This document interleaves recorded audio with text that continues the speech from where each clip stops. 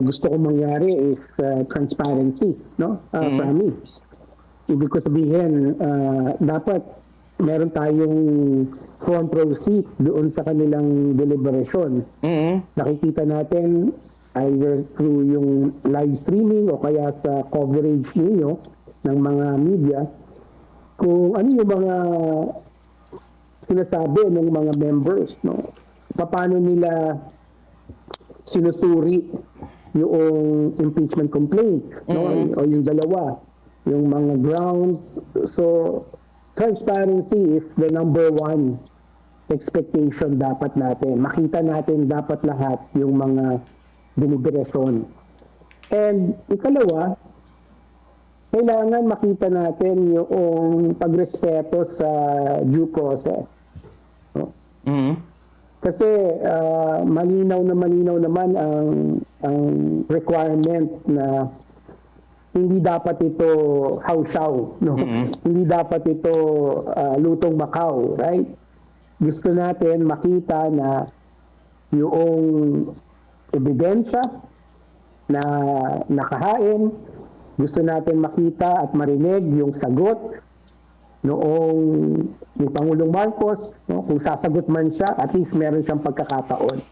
So, those are the two things, two expectations para sa akin, Rami. Transparency in the process and also very clear and unequivocal respect for due process doon sa deliberations. Na-trigger na yung 1-year ban, you know? The moment na na-endorse na yung dalawa sa Committee on Justice, nag-apply na yung 1-year ban. No, so, wala nang pwedeng mag-file ulit until 1 year after, no? Which is the same time ngayon, next year.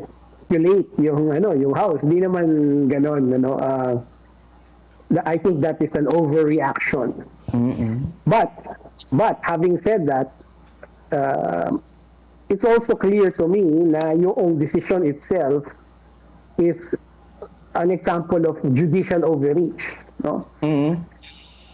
Isa itong halimbawa ng panghihimasok ng Korte Suprema doon sa area na hindi nila dapat panghimasukan, no? Kasi ito ay area or lugar ng kumbaga ang trabaho ng mga mambabatas, no? O ng lehislatura.